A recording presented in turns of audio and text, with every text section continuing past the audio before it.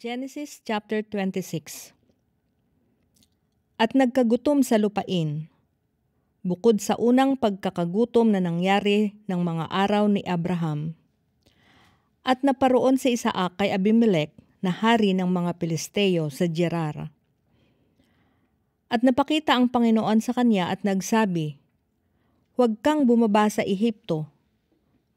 Matira ka sa lupaing aking sasabihin sa iyo. Matira ka sa lupaing ito, at ako'y sa iyo, at ikaw ay aking pagpapalain.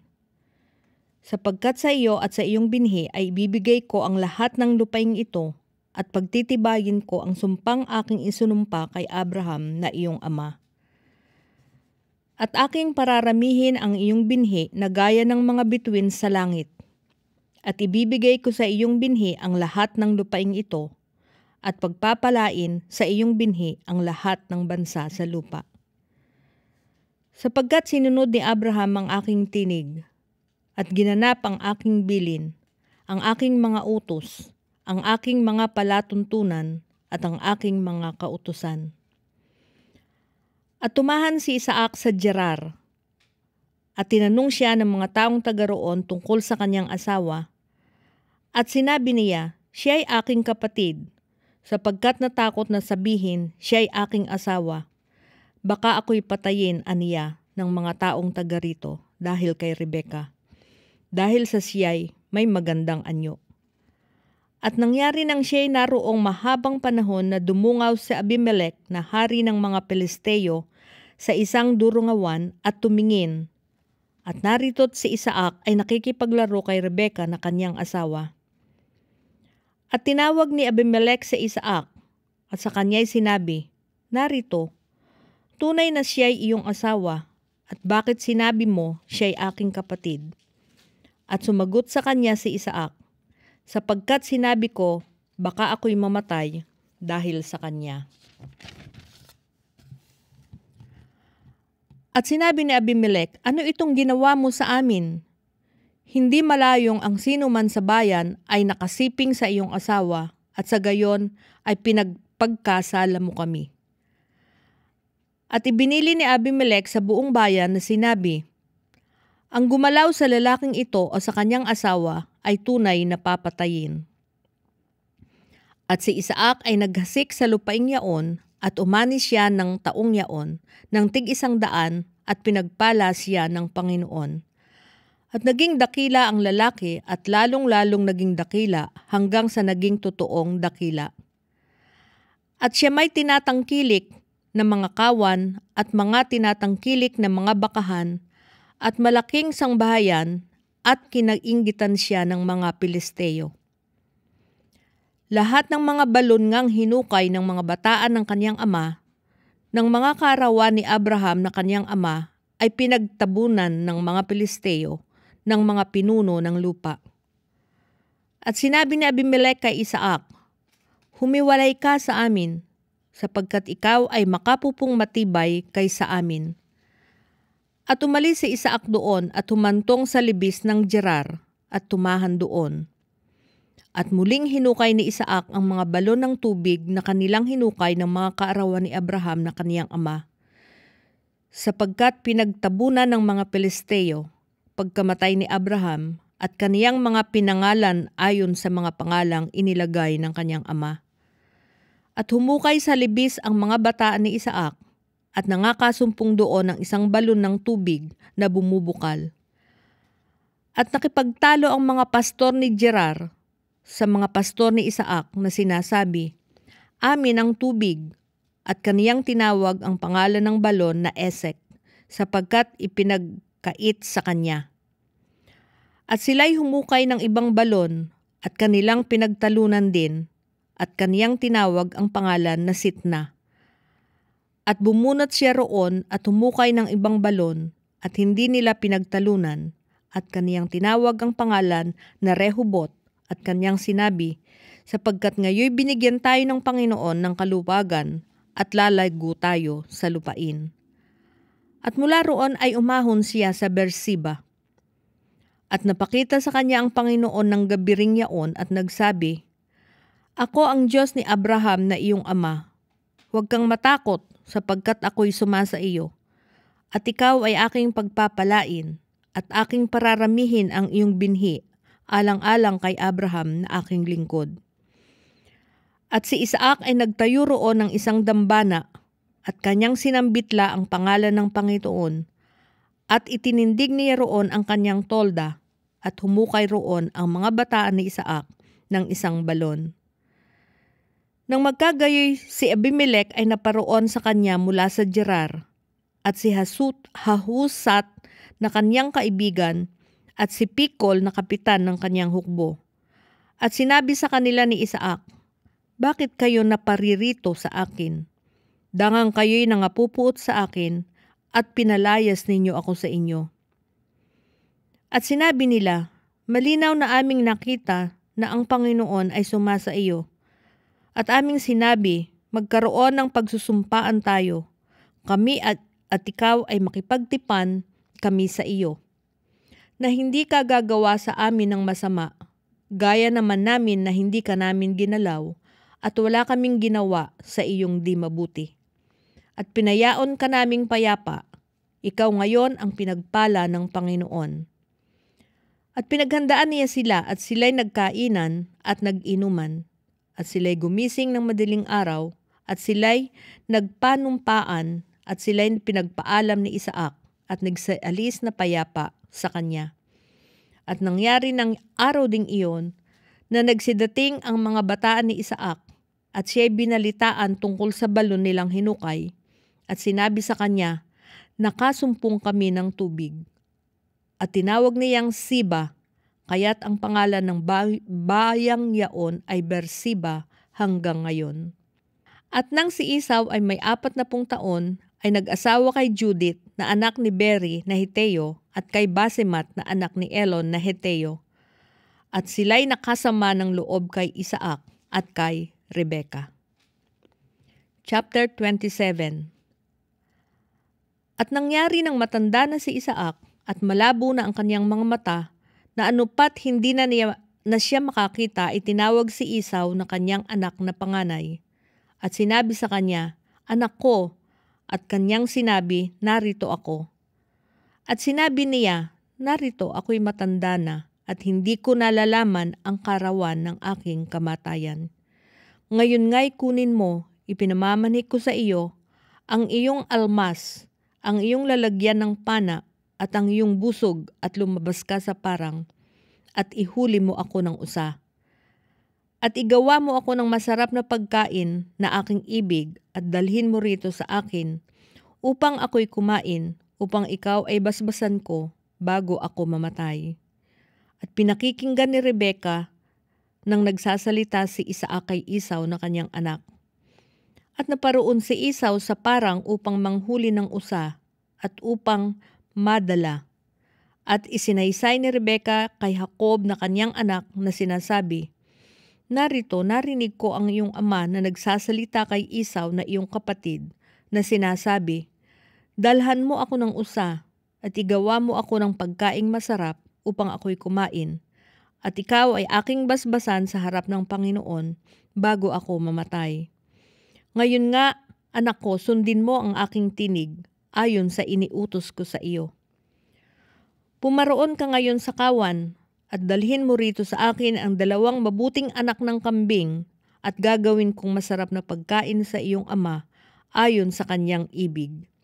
At dadalhin mo sa iyong ama upang kumain, anupat ikaw ay kanyang basbasan bago siya mamatay." At sinabi ni Jacob kay Rebekah na kanyang ina, "Narito, si Esau na aking kapatid ay taong mabalahibo at ako'y taong makinis. Marahil ay hihipuin ako ng aking ama at aariin niya akong parang nandaraya sa kanya at ang aking mahihita ay sumpa at hindi basbas." At sinabi sa kanya ng kanyang ina, "Sa akin mapunta ang sumpa sa iyo, anak ko. Sundin lamang ang aking tinig at yumaon ka na dalhin mo sa akin." At siya yumaon at dinala sa kanyang ina at gumawa ang kanyang ina ng masarap na pagkain na ibig ng kanyang ama. At kinuha ni Rebekah ang mainam na damit ni Esau na kanyang anak na panganay na nasa kanya sa bahay at isinuot kay Jacob na kanyang bunsong anak. At ang mga balat ng mga anak ng kambing ay binalot sa kanyang mga kamay at sa kinis ng kanyang leeg. At kanyang ibinigay ang pagkaing masarap at ang tinapay na kanyang inihanda sa kamay ni Jacob na kanyang anak. At siya'y lumapit sa kanyang ama at nagsabi, "Ama ko." At sinabi niya, "Narito ako. Sino ka, anak ko?" At sinabi ni Jacob sa kanyang ama, "Ako'y si Esau na iyong panganay. Ginawa ko ang ayon sa sinabi mo sa akin. Bumangon ka, ipinamamanik ko sa iyo. Maupo ka at kumain ka ng aking usa upang basbasan ako ng iyong kaluluwa." At sinabi ni Isaac sa kanyang anak, "Ano't kay dali mong nakasumpong, anak ko?" At sinabi niya, "Sapagkat binigyan ako ng mabuting kapalaran ng Panginoon mong Diyos." At sinabi ni Isaac kay Jacob, "Lumapit ka rito.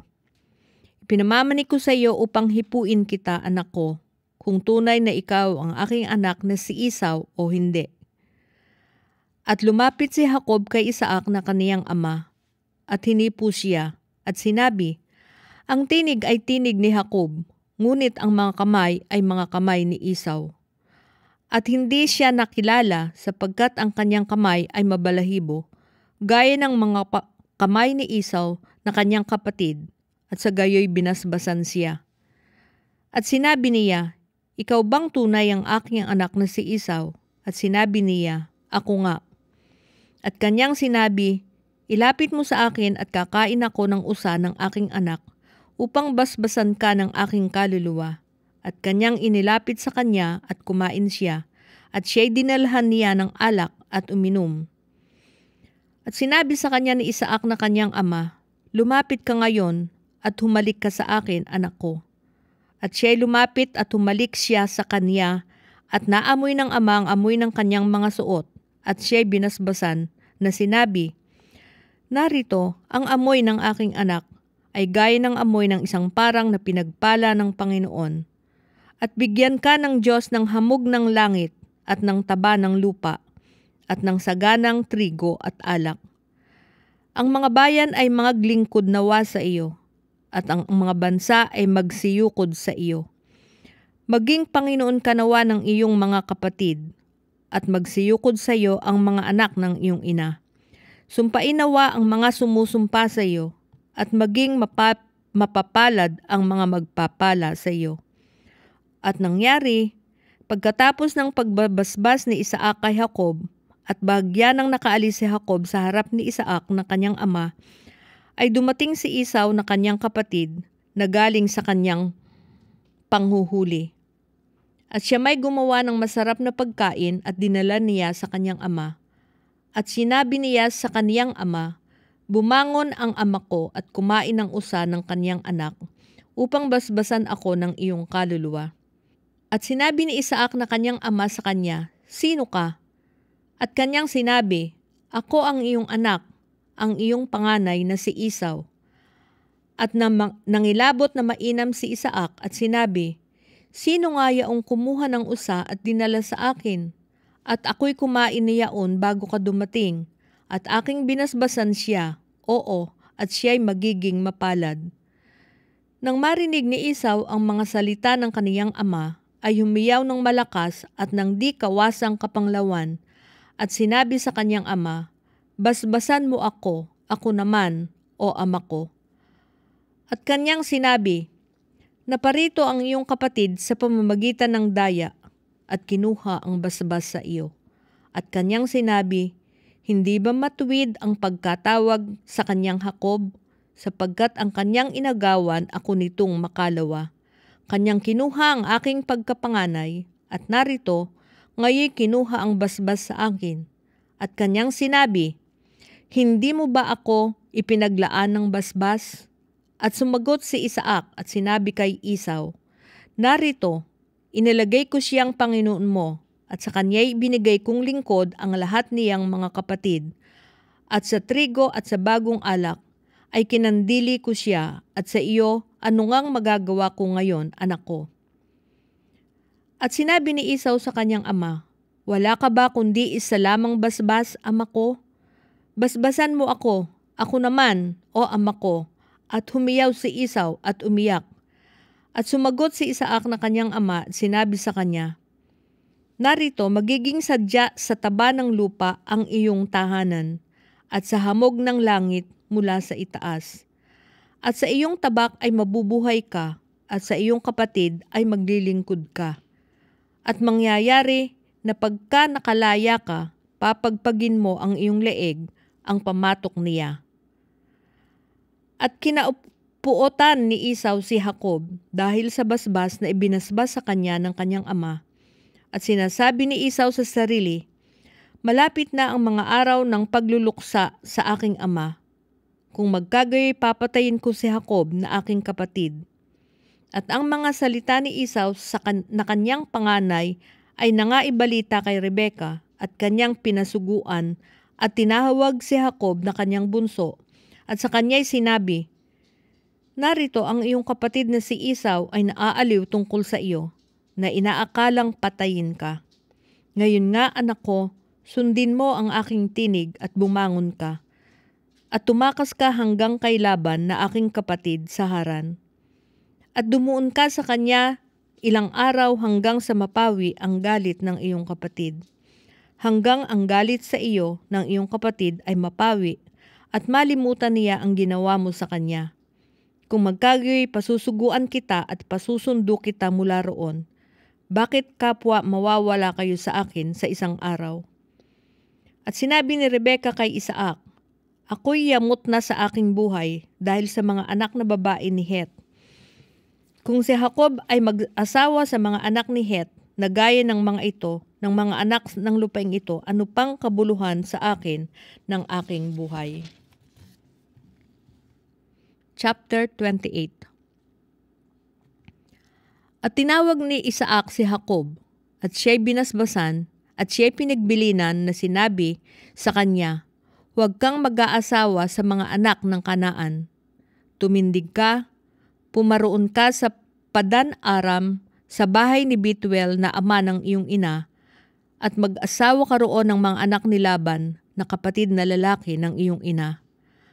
At ikaw ay pagpalainawa ng Diyos na makapangyarihan sa lahat, at ikaw ay palaguin, at ikaw ay paramihin, upang ikaw ay maging kapisanan ng mga bayan. At ibigay nawa sa iyo ang pagpapala kay Abraham, sa iyo at 10 ng iyong binhi upang iyong ariin ang lupain iyong pinaglakbayan na ibinigay ng Diyos kay Abraham. At pinagpaalam ni Isaac si Jacob at naparoon siya sa Padan Aram kay Laban, anak ni Betuel na taga Syria na kapatid ni Rebeka na ina ni Jacob at ni Esau. Nakita nga ni Esau na binasbasan ni Isaac si Jacob at siya'y pinaparoon sa Padan Aram upang doon mag-asawa. At nang siya'y basbasan ay ipinagbilin sa kanya na sinasabi, huwag kang mag-aasawa sa mga anak ng Kanaan. At sumunod si Jacob sa kanyang ama at sa kanyang ina at naparoon sa Padan Aram. At nakita ni Esau na hindi nakalulugod ang mga anak ng Kanaan kay Isaac na kaniyang ama. At naparoon si Esau kay Ismael at nag-asawa kay Mahalet, anak ni Ismael na anak ni Abraham na kapatid na babae ni Nabayot, bukod pa sa mga asawang mayroon na siya. At umalis si Jacob sa Beersheba at napasadakong Haran. At dumating sa isang dako at nagparaan ng buong gabi roon, sapagkat lumubog na ang araw at kumuha ng isa sa mga bato sa dakong yaon, at inilagay sa kanyang ulunan at nahiga sa dakong yaon upang matulog. At nanaginip, at narito ang isang hagdan na ang puno ay nasa lupa, at ang dulo ay umabot sa langit. At narito ang mga anghel ng Diyos na nagmamanhik manaog doon. At narito, ang Panginoon ay nasa kataas-taasan niyaon, at nagsabi, ako ang Panginoon, ang Diyos ni Abraham na iyong ama, at ang Diyos ni Isaac. Ang lupaing kinahihigaan mo ay ibibigay ko sa iyo at sa iyong binhi. At ang iyong binhi ay magiging parang alabok sa lupa, at kakalat ka sa kalunuran at sa silanganan at sa hilagaan at sa timugan at sa iyo at sa iyong binhi ay pagpapalain ang lahat ng angkan sa lupa. At narito, ako'y sumasa iyo at iingatan kita saan ka man pumaroon at pababalikin kita sa lupaing ito sapagkat hindi kita iiwan hanggang hindi ko magawa ang sinalita ko sa iyo. At nagising si Jacob sa kanyang panaginip at nagsabi, tunay na ang Panginoon ay nasa dakong ito at hindi ko nalalaman. At siya'y natakot at kanyang sinabi, kakilakilabot na dako ito. Ito'y hindi iba kundi bahay ng Diyos at ito ang pintuan ng langit. At si Jacob ay bumangong maaga ng kinaumagahan at kinuha ang batong kanyang inilagay sa ulunan niya at kaniyang itinayo sa pinakaalaala at kanyang binuhusan ng langis sa ibabaw. At ang pinangalan niya sa dakong yaon ay Bethel, datapwat ang pangalan ng bayan ng una ay Luz. At si Jacob ay nagpanata na sinasabi, kung sa akin ang Diyos at ako'y iingatan sa daong ito na aking nilalakaran, at ako'y bibigyan ng tinapay na makakain at damit na maisusuot, na anupat ako'y nakabalik na payapa sa bahay ng aking ama, ay ang Panginoon nga ang magiging aking Diyos. At ang batong ito na aking itinayo na pinakaalaala ay magiging bahay ng Diyos, at sa lahat ng ibigay mo sa akin ay walang pagsalang, ang 10 bahagi ay ibibigay ko sa iyo. Chapter 29. Nang magkagayoy nagpatuloy si Jacob ng kanyang paglalakbay at napasalupain ng mga anak ng silanganan. At siya'y tumingin at nakakita ng isang balon sa parang. At narito may 3 kawan ng mga tupa na nagpapahinga sa tabi roon. Sapagkat sa balong yaon pinaiinom ang mga kawan at ang batong nasa ibabaw ng labi ng balon ay malaki. At doon nagkakatipon ang lahat ng kawan at kanilang iginugulong ang batong nasa ibabaw ng labi ng balon at pinaiinom ang mga tupa at muling inilalagay ang bato sa ibabaw ng labi ng balon sa dako na yaon. At sinabi sa kanila ni Jacob, mga kapatid ko, taga saan kayo? At kanilang sinabi, taga Haran kami. At sinabi niya sa kanila, nakikilala ba ninyo si Laban na anak ni Nacor? At kanilang sinabi, nakikilala namin siya. At sinabi niya sa kanila, siya ba'y mabuti? At kanilang sinabi, siya'y mabuti. At narito, si Raquel na kanyang anak ay dumarating na dala ang mga tupa. At sinabi niya, narito maaga pa, ni hindi oras tipunin ang mga hayop. Painumin ninyo ang mga tupa at inyo silang pasabsabin. At kanilang sinabi, hindi namin magagawa hanggang sa magkatipon ang lahat ng kawan at igugulong ang bato mula sa labi ng balon, gayon nga aming pinaiinom ang mga tupa. Samantalang nakikipag-usap pa siya sa kanila, ay dumating si Raquel na dala ang mga tupa ng kaniyang ama, sapagkat siya ang nag-aalaga ng mga iyon. At nangyari nang makita ni Jacob si Raquel na anak ni Laban, na kapatid ng kanyang ina, at ang mga tupa ni Laban na kapatid ng kanyang ina, na lupapit si Jacob at iginulong ang bato mula sa labi ng balon at pinainom ang kawan ni Laban na kapatid ng kanyang ina. At hinagkan ni Jacob si Raquel at humiyaw ng malakas at umiyak. At kay Raquel ay sinaysay ni Jacob na siya'y kapatid ni Laban na kaniyang ama at anak siya ni Rebeka, at siya'y tumakbo at sinaysay sa kanyang ama. At nangyari nang marinig ni Laban ang mga balita tungkol kay Jacob na anak ng kanyang kapatid, ay tumakbo siya sa kanyang sinalubong at kanyang niyakap at kanyang hinagkan at kanyang dinala sa kanyang bahay. At isinaysay ni Jacob kay Laban ang lahat ng mga bagay na ito. At sinabi sa kanya ni Laban, tunay na ikaw ay aking buto at aking laman. At dumuon sa kanya 1 buwan. At sinabi ni Laban kay Jacob, Sapagkat ikaw ay aking kapatid, ay nararapat ka bang maglingkod sa akin ng walang bayad? Sabihin mo sa akin kung ano ang magiging kaupahan mo. At may 2 anak na babae si Laban. Ang pangalan ng panganay ay Leah at ang pangalan ng bunso ay Raquel. At ang mga mata ni Leah ay mapupungay, datapwat si Raquel ay maganda at kahali-halina. At sininta ni Jacob si Raquel at kanyang sinabi, "Paglilingkuran kitang 7 taon dahil kay Raquel na iyong anak na bunso." At sinabi ni Laban, "Magaling ang ibigay ko siya sa iyo, kaysa ibigay ko sa iba, matira ka sa akin." At naglingkod si Jacob dahil kay Raquel na 7 taon at sa kanya'y naging parang ilang araw dahil sa pag-ibig na taglay niya sa kaniya. At sinabi ni Jacob kay Laban, "Ibigay mo sa akin ang aking asawa sapagkat naganap na ang aking mga araw upang ako'y sumiping sa kanya."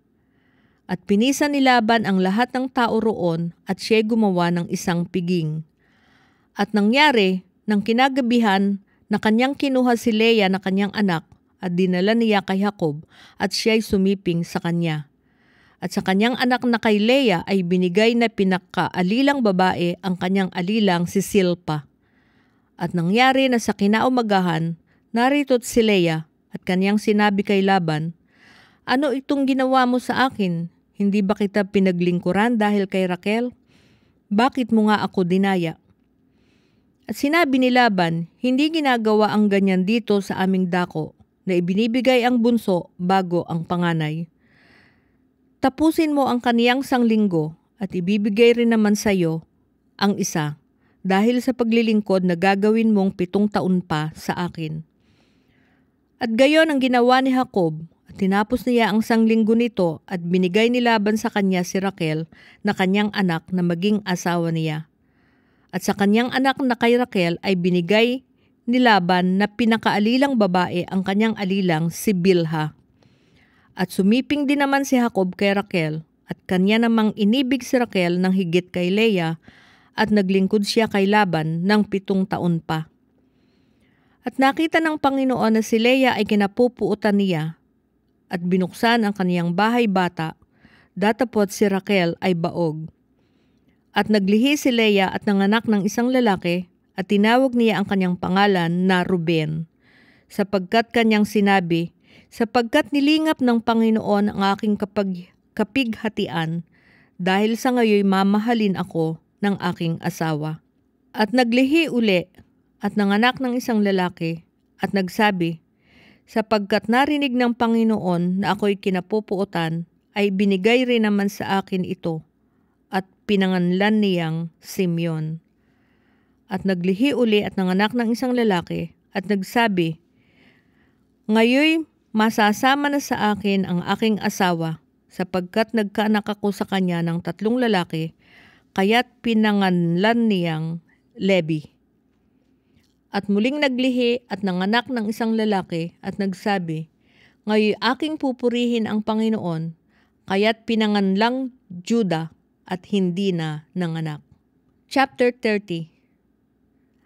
At nang makita ni Raquel na hindi siya nagkakaanak kay Jacob, ay nainggit si Raquel sa kanyang kapatid at sinabi kay Jacob, "Bigyan mo ako ng anak, o kung hindi ay mamamatay ako."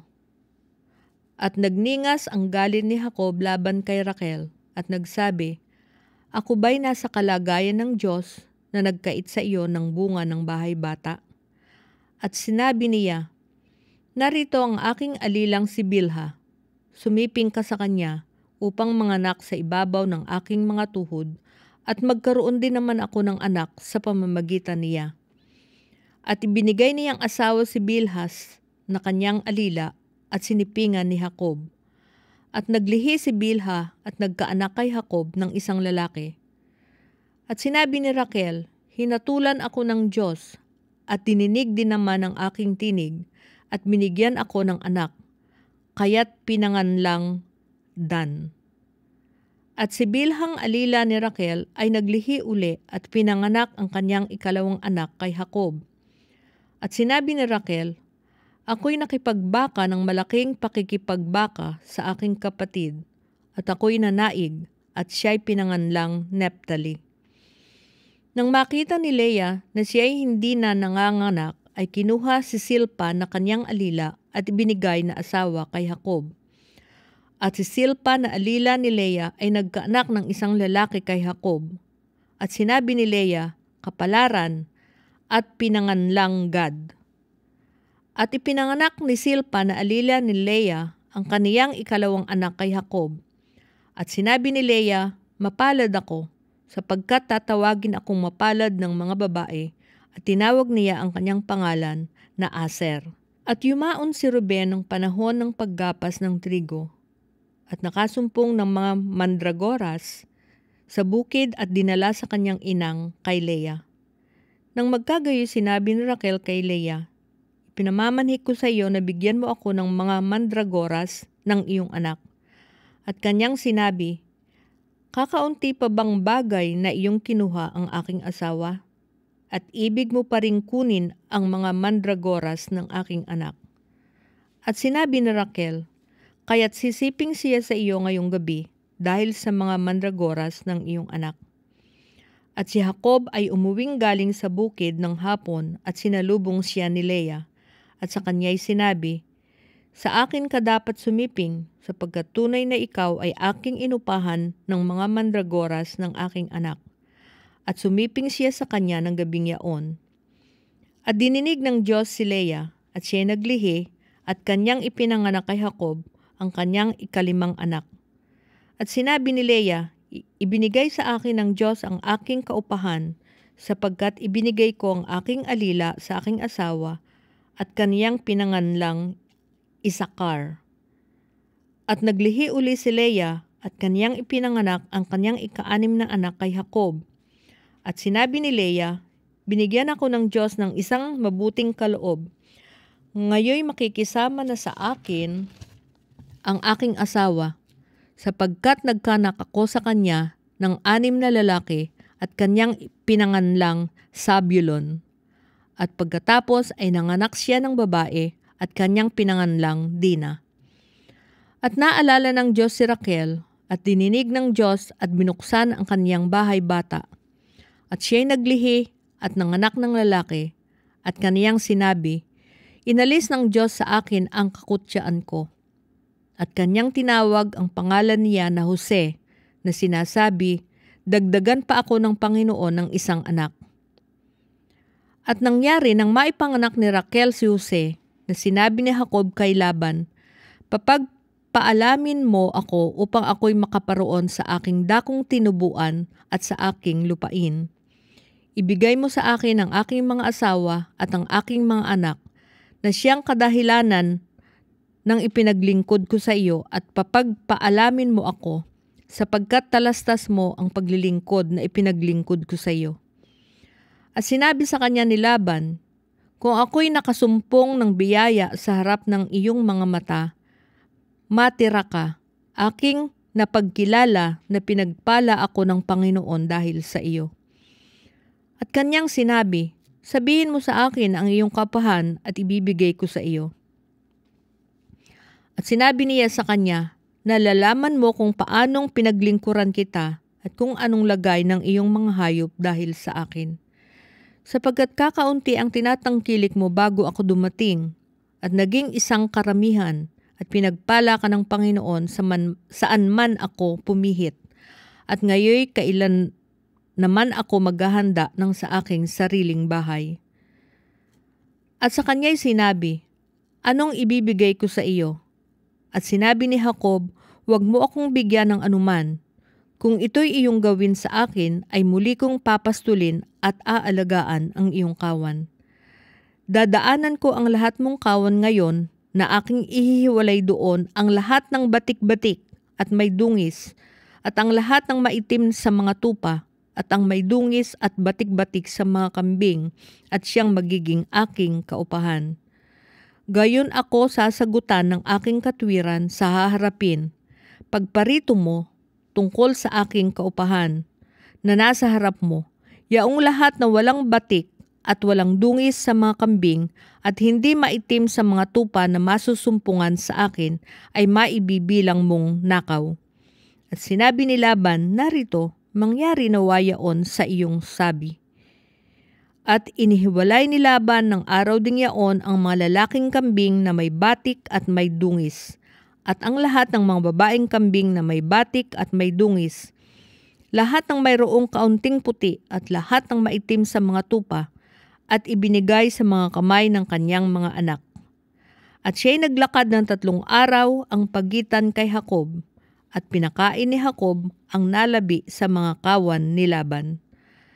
At kumuha si Jacob ng mga sanga ng alamo at almendro ng kastano, at pinagbabakbakan ng mga batik na mapuputi, at kanyang pinalitaw na gayon ang puti na nasa mga sanga.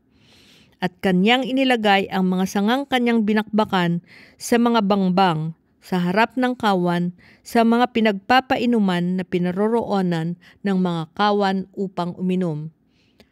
At nangaglilihi pagka nagsisiparoon upang uminom.